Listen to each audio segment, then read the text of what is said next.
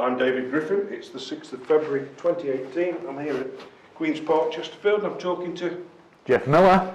Geoff. Still here?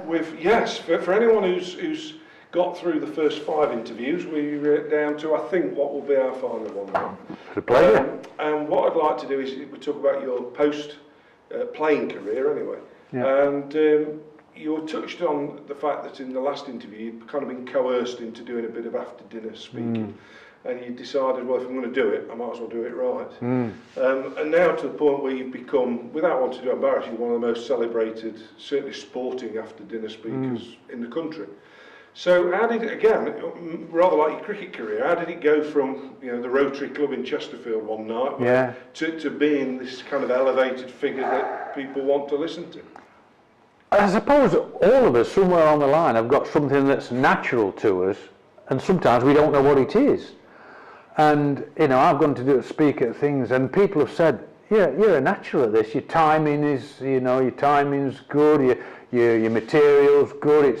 There's no bad language in it, anything like that. It's funny. So you can do a serious part of it, and you can do the humour part of it as well. And we enjoy listening to it. And the beauty is, the best accolade you can have is that I don't follow cricket. I don't know anything about cricket. I'm here under sufferance to this function, but I really enjoyed that. Thanks very much. So that's. So what was the material? I mean, do you go cricket to? It's all cricket. And I've heard you before, but I'm mindful people watching this won't have done. Yeah. So it's mainly cricket. I'll embellish life a little bit, and gel it together in some ways. But it's about instances that have happened on the field, instances in the changing room. All kinds of aspects, characters in the game, and all. What are the characters that you do, modern and obviously going? Well, I wouldn't. It's very difficult to do modern because I've not been involved in changing rooms with modern players, and you've got to respect that fact. You can't make it's got to be truthful. Yeah. You can make it humorous, but it's got to be honest and truthful. If I go start talking about modern players in change rooms and instances, then it's guesswork. Yeah. And I don't. Modern players might start telling those stories. Well, if I start telling those, I'm stealing material. I'm stealing their material, so that's not right. So I continue to talk about that, but I can talk about characters or situations, certainly characters that people of certain eras understand and think, oh yeah, the Derek Randalls, the great Bossy and Bothams, and you've got to have a Botham. Do you have a favourite Botham story, or a box full? Oh, there's loads with Bob. I'm not going to go onto camera and discuss the stories I tell but there's loads with Bob. I do lots of dinners with Bob. So we do Q&As and whatever, and we just lead each other into certain stories. Some have embellishment, and some are strictly true. But when you've roomed with a bloke on tour for 5 years, instances and occurrences happen, don't they? Yeah. So you can relate those instances and just add a bit of flavour to them. Who were the characters that feature in your story then, apart from people like Randall and Botham? There's John Lever. There's county cricketers. Ray East. I was at Essex. East had retired by then, but when we played with people like Eastie, Keith Pont's the great one. Where at Burton, the story about the bike. Bike. Yeah, he went straight across the pitch. From third man to because he'd been out late the night before. Yeah. Right, Keith Fletcher kept putting him from third man to third man, and after the fourth, because at Burton at that time there was hay bales and 2 planks, and he just all the way around the ground there were hay bales and planks. So this lad's arrived on his bike and put it up against a plank and just sat watching. Whether he paid to get in, I don't know, no idea. Anyway, Ponty, after about six overs, where he just keeps walking from third man to third man as a penance, he decides it's ridiculous, I'm not doing this, so he's got on this kid's bike and just pedals straight across the square. It's a wonderful story. Oh, brilliant! Can you imagine doing it now? Astonishing. I remember sitting with a friend of mine at Derby in 1979, and Ray East was on the boundary, and my mate had an apple, and he was sat on the boundary, he was just throwing this apple up in his hand like that, ready to eat it, and Ray East was feeling it, third man or final leg, and as he threw the apple up, Ray East grabbed it, took a bite of it and gave it him back. And we were... The other great one is when they played Kent. They played Kent at, I think they were playing at Chelmsford. And the last ball before lunch, Graham Johnson is bowling to Ray East, and Ray East chipped it to mid-wicket, and it's caught kind of low down at mid-wicket. And Dickie's giving him, that's out, and that's lunch, gentlemen. And Raven's got Raven and said, it's a bump ball. He said, what do you mean it's a bump ball? He said, he didn't catch it, it was a bump ball. He said, it's out, it's caught, it was out, it's genuine, you're out. So he walks off, they have lunch, and after lunch, Ray East has walked back onto the pitch, and he's got helmet on, so he's walked in a different way, and Graham Dilley is bowling from the other end, right? And Graham Dilley and Kent's on with this, right? Because Raymond now is at the non-striker's end, right, and Dickie is at square leg. So Dill's run in, and he's got to 2 yards, and he's gone, just a minute, Dickie, what's he doing here? He was out before lunch, and Dickie's gone, is that you, Raymond? He said, well, it was a bump ball. He said, a bump ball, go on, get up. Yeah. Oh, all right. Yeah, brilliant. You just think of the things that they used to get up to. They're great stories, but if it happened now, they'd be up in front of Lords or whatever. So yeah, absolutely. Well, it's probably an opportune moment there because you just mentioned Lords, up in front at Lords, and of course, you in 2000 became a test selector. Yeah. Was that something that was on the horizon, Geoff? Or no, not really. Grav asked me. I'd mentioned it a couple of times before. It'd be an honour and a privilege to do that, but nothing came of it. And then Grav just approached me and said, would you be interested in being a selector? There's going to be a change of... I said, I'd love to. I've got the time to do it. You have the time. I've got the knowledge of what an international cricket is about, and I think I've got the communication skills. I said, I'd love to help you and do it. So what did that entail? I mean, I presume watching cricket and identifying a test player. Yeah. Constantly. But there's a difference between being a selector and being chairman of selectors. Yeah. Because, just as a selector, you're throwing your viewpoint into meetings. As chairman, you are making that decision, taking those viewpoints into consideration and then making the decision. But the interesting point is, when I started playing at Derbyshire, my captain was Brian Bolus. Yeah. And then when my career was finishing, I was thinking about the coaching aspect or being involved in management. There was an application or possibility of Nottinghamshire. Right. So I went to Notts for an interview, and I walked in the room, and Brian Bolus was there because he was. Yeah. So that was that. And then when Grav asked me to become a selector, he says, "Well, we'll go to the chairman of cricket. We'll have a meeting in a hotel." And I walked out, and there's Brian Bolus there. Yeah. I said, "Do you dictate my life?" So he was involved in all aspects of it. Yeah. So yeah, Grav asked me to do that, which I was obviously and pleased presumably to do. Spotting a test player. I mean, I don't suppose it gets any easier because some players are standouts, aren't they, all the time? But there are others that seem to be left field picks.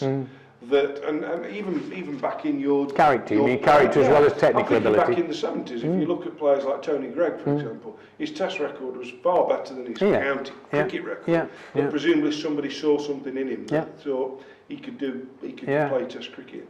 So you were presumably always looking. Well, without getting too deep into the process of it, if you know what you're looking for, the technical ability, whether he's got the possibilities of being an international cricketer, then you've got to find out whether he's got the passion to want to do it, and then, which is the hardest part, whether he's mentally tough enough to do it. Yeah. And you can only find out that certain amount. The last 10%, you're never quite sure when he walks through that gate how he's going to react to it. He can pass all the other tests, but that last 10%, and sometimes, very odd occasion, that doesn't work. So I know now that you're not a selector, but I just wonder, was the job made harder by the fact that, for example, when you played, county cricket was like the modern day football Premier League. Everywhere you look, there were world-class players. world-class batsmen, spinners, fast bowlers, and the England players playing.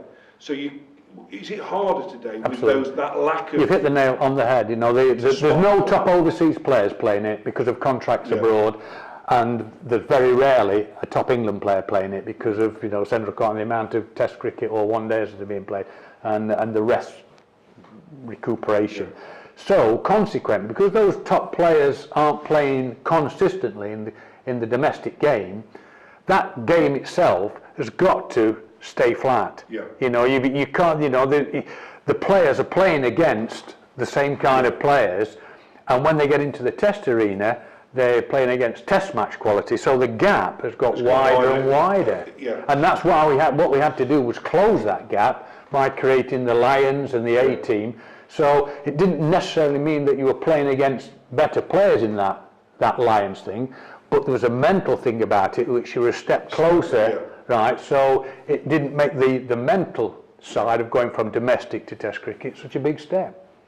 And then, of course, 2008, you get the call to be National Selector. Was that a natural progression, or was that out of the blue? No, it was out of the blue because I didn't apply for it. You know, it was the change round. There was a survey done by the Schofield report, and you had to reapply for your position. So I reapplied as a selector, and Geoff reapplied to be chairman. It became the National Selector. They changed all the naming round. It's the same kind of principle. And it was a little bit upsetting because when I went down, I had the interview, and then I went down for the results of it, and Geoff was there, and he said, well, they've finished me as chairman. I said, oh, well, and I'm going in for the meeting. I said, well, looks like there's a big change around. Then they asked me to be chairman, and I said, look, I've not applied for this. They said, no, I know you haven't. I said, well, if you wanted me to do this, I've got to have some conversations first. And the conversation was with Geoff to start with. I said, look, you've got me involved in this, you've asked me. I am not going to take this position if it's going to create any kind of animosity between you and me. I'm not applying for this, they're asking me. And he just said, somebody else has got to do it, it might as well be you. He said, I'm going to have no ill feeling about that. And I'm not trying. I was quite happy just to do the selector's job. And then the other conversation, of course, was with Carol, because it became a time factor. And I was away an awful lot. To do the job properly, I had to be away an awful lot. In the summer, and then on the other, part of the tour as well. So she had to be relaxed and happy with that. So everybody also, I took it on. But you were successful. Yes. You had a very positive period of English cricket. Nobody can dispute that. Yeah. As you look back now, do you, I mean, you presumably playing, there's nothing like playing, but it must have given you enormous satisfaction to have been at the kind of pinnacle of English cricket, making decisions about how to make this Test team the best team and doing it. Well, we had a really, really good kind of off-field square. You know, we'd got Hugh Morris, we'd got Andy Flower, we'd got Straussy as captain, and myself, and we were in constant communication with each other, so we were definitely trying to make it gel work, and we weren't working against each other, we were all working for the same aim. So, all right, we had selection meetings, but lots of times you didn't necessarily need a selection meeting because we knew in what we were trying to achieve and how we were trying to achieve it. And they'd come to me with stories from the changing room saying we need to be thinking about such and such an area. So I'd go to the selectors, which was Ashley Giles and Jimmy Whittaker, and say, right, this is what's happening within the side, and we need to be feeding somebody. And like I was saying earlier on, we didn't want to actually have 5 or 6 players finishing at the same time. We wanted to try and feed people in if they were good enough to get in. They had to be good enough. Derbyshire question again, as per 40 years ago. Absolutely. Nothing changes. Absolutely. So, Geoff, as we sort of draw to a conclusion, you won't be too embarrassed if I say you're now a bus pass recipient. Absolutely. Should you choose to apply for it. I do trains, actually. But you've also been honoured with an OBE for your services to cricket. Yeah. And we started, it seems like hours and hours ago now, as that boy that was at Cutthorpe and listening to Fred Truman and Norm O'Neill when you were just 7. How do you look back at it all now? And is there still anywhere to go in terms of cricket, or are you happy with well, I'm sure you're happy with what you've achieved. Yeah. How do you look back on it as what the game's given you as much as what you've put in? It's given me life. It has given me a life. You know, I've had little interim things, but I had the sports business. But I played cricket, I talk about it, and I've selected the England side, and now I'm trying to put some. Well, I've retired from the majority. I still do some speaking, but I've got a family there. I've got a wife there who's been absolutely fantastic over these 40 years or so, and I just want to put some family life back. I want to spend some time at home with people who've been great for me, giving me the opportunity to follow something that I really love, which is cricket. So I now spend a bit of time, or a lot of time, saying thank you to them. And if you could have one more day in the sun, and it was a flashback to those 40 plus years, which one would it be? I need 2. I need 2 days. I need 2 days. Really? Yeah. That's interesting, because it means there's so many, I guess. Well, there are so many, but there are 2 that stand out. Yeah. When you're thinking about what my dad said to me, right? So the 2 that stand out is, if I got to have them again, diving in at Lords to win for Derbyshire, and walking out with an England cap on my head. Marvellous. Well, I think you've done that and more for Derbyshire and for England. Well, so, Geoff, it's a huge, huge thank you. It's been fascinating. Pleasure. I grew up obviously watching you, and to be able to chat like this is wonderful. Thanks so much for your contribution. My pleasure. My pleasure. Cheers.